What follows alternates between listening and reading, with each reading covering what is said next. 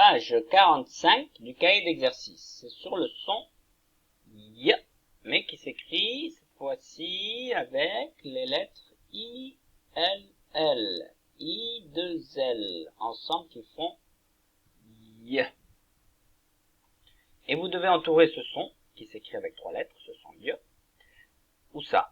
Dans le premier exercice, mais surtout dans les 2 premières lignes de mots et aussi dans les 2 phrases de ce premier exercice. Ensuite, on va zoomer sur les lettres en cursive, en attaché. Pourquoi? Parce que je vais vous aider à bien les tracer à la maison.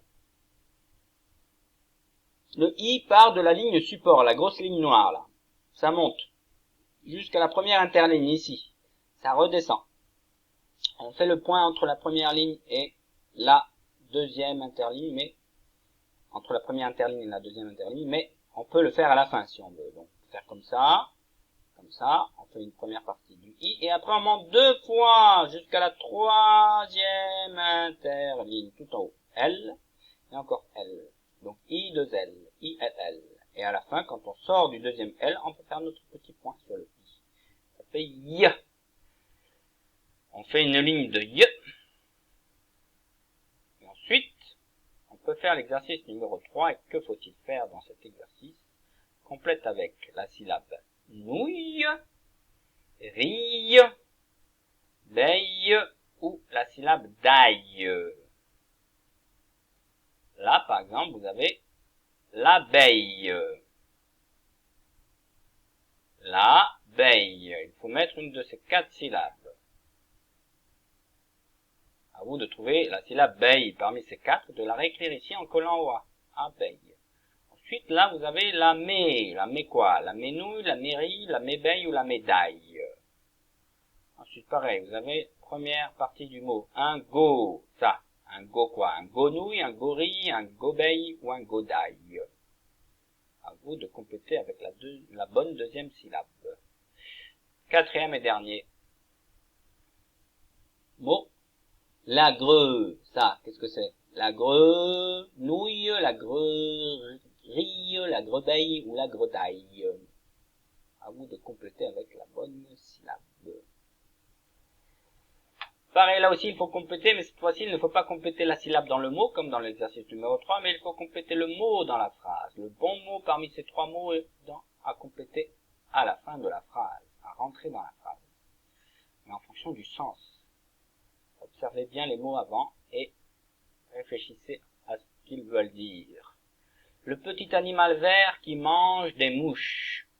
Comment s'appelle-t-il? Elle a écaille, la grenouille ou la bouteille. À vous d'écrire ici.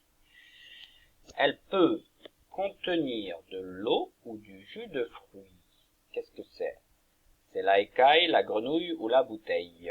À vous de l'écrire ici en attaché. L'écriture cursive. Sur les pointillés. Elle recouvre le corps des poissons. C'est au pluriel, il y en a plusieurs. Et ce sont ce sont les écailles du poisson, les grenouilles du poisson ou les bouteilles du poisson. À vous d'écrire le bon mot ici. Bon, l'exercice numéro 5, c'est facile. Vous regardez bien le dessin, regardez bien. Ok, où se trouve Nina? À côté de quoi elle se trouve, là? Ça. Et vous lisez les 2 phrases. Alors, et vous en entourez qu'une seule parmi ces 2. Donc, Nina a vu une chenille sur le grillage. Ça. Est-ce que c'est une chenille? On va zoomer, je crois que oui, c'est bien une chenille. Là, on voit bien. Oui, c'est une chenille. Ou alors, Nina